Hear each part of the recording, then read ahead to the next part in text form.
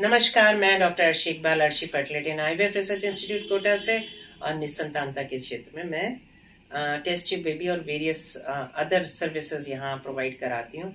तो आज हमारा जो टॉपिक है वो है आपकी गर्भावस्था के पहले 3 महीने में क्या जांचें करना चाहिए, क्या करना चाहिए, डॉक्टर से कब कंसल्ट करना चाहिए, कब सोनोग्राफी होना चाहिए, सारी चीजें बताऊंगी। तो आज की बात करेंगे हम क्या करना है, क्या नहीं करना है फर्स्ट ट्राइमेस्टर ऑफ प्रेगनेंसी, पहले 3 महीने में। तो आपको महीना आया, अंदाजन ले लें 1 मार्च को, 1 अप्रैल को हमको महीना नहीं आया और 2 दिन 3 दिन ऊपर हो गए, तो तुरंत जांच कर लीजिए। जिन भी महिलाओं को लगातार महीना आता है 28 दिन या 30 दिन में, उतना समय निकलने के अगर 2-3 दिन भी निकल गए हैं तो पहली टेस्टिंग वहीं हो जाना चाहिए।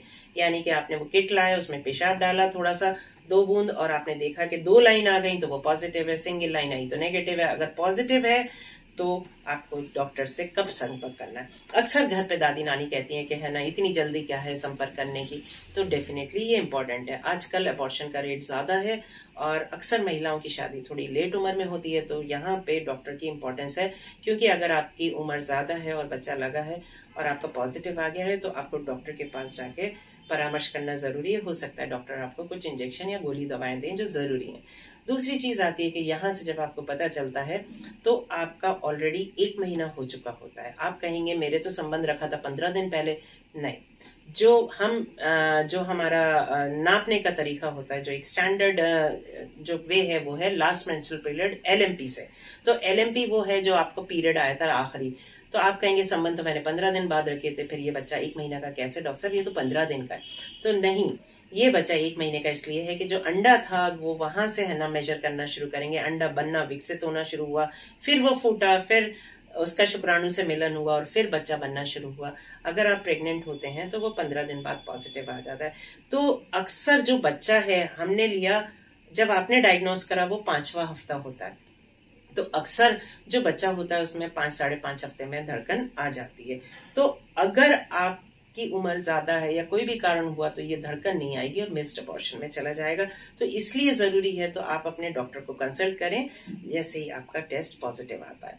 उसके बाद ऐसी बहुत सारी महिला होती हैं जहां 2-3 अबॉर्शन ऑलरेडी हो रखे होते हैं, तो वहां तो ये चीज बहुत इंपॉर्टेंट है कि आपका अगर टेस्ट पॉजिटिव आता है तो तुरंत डॉक्टर के पास जाए और वहां कुछ इंजेक्टेबल्स लें जिससे कि इस बार अबॉर्शन ना हो। और अगर जरूरत होती है तो इस टाइम हम सोनोग्राफी भी करके देखते हैं, या जिन लोगों में पिछले एक्टोपिक की चांसेस थे या पिछले एक्टोपिक की हिस्ट्री है, वहां पे भी सोनोग्राफी करना जरूरी होता है कि बच्चेदानी के अंदर लगा है या नहीं लगा। उसके बाद अक्सर महिलाओं को पेट दर्द हो रहा होता है और पेशाब बार बार आ रहा होता है, तो इसके लिए भी अगर आपको पेट दर्द है तो ये कहीं ना कहीं लक्षण हो सकता है अबॉर्शन का, या आगे आने वाले दिनों में अबॉर्शन ना हो जाए।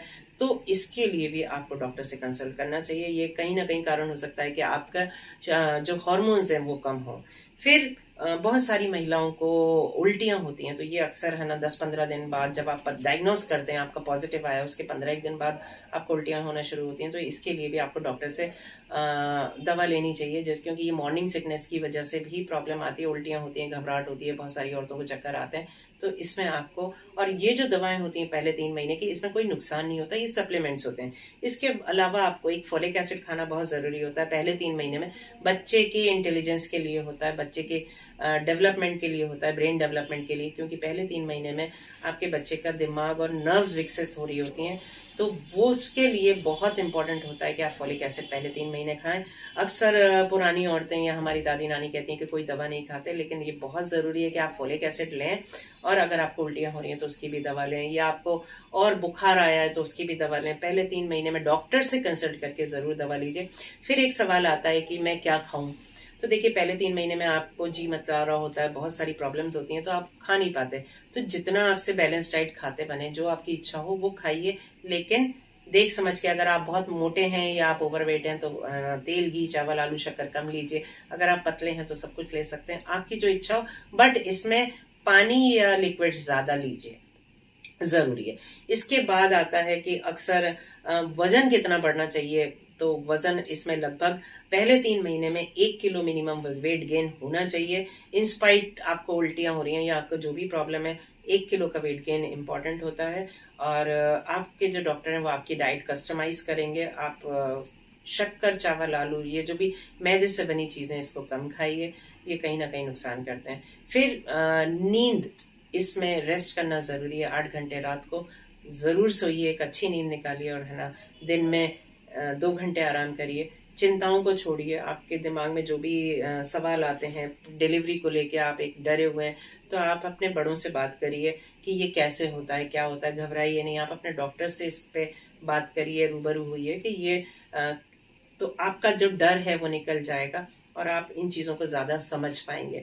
इसके बाद आता है कि टीका लगाने की बात, जो अक्सर है ना महिलाएं बहुत चिंतित रहती हैं टीका। तो पहला टीका जो लगता है वो पहले 3 महीने के बाद लगता है। बहुत सारी सरकारी या अस्पताल या डिस्पेंसरी में 3 महीने के पहले भी लग जाता है कि वो मिस ना हो, पर असल में वो फर्स्ट 3 मंथ्स के बाद ही लगना चाहिए, क्योंकि आपका नर्वस सिस्टम का डेवलपमेंट हो रहा होता है। और ये 2 ही टीके लगते हैं और वो भी सादा होते हैं। टेटनस का टीका होता है, कोई विशेष टीका नहीं होता है। तो आपको टीका लग गया, उसके बाद 3 महीने के बाद आपका आयरन कैल्शियम शुरू होता है। और 3 महीने के पहले आपकी एक सोनोग्राफी होती है जो मस्ट है, जो होना चाहिए। उसके बाद 13 हफ्ते पे आपका एक एंटी स्कैन होता है जो बहुत जरूरी होता है।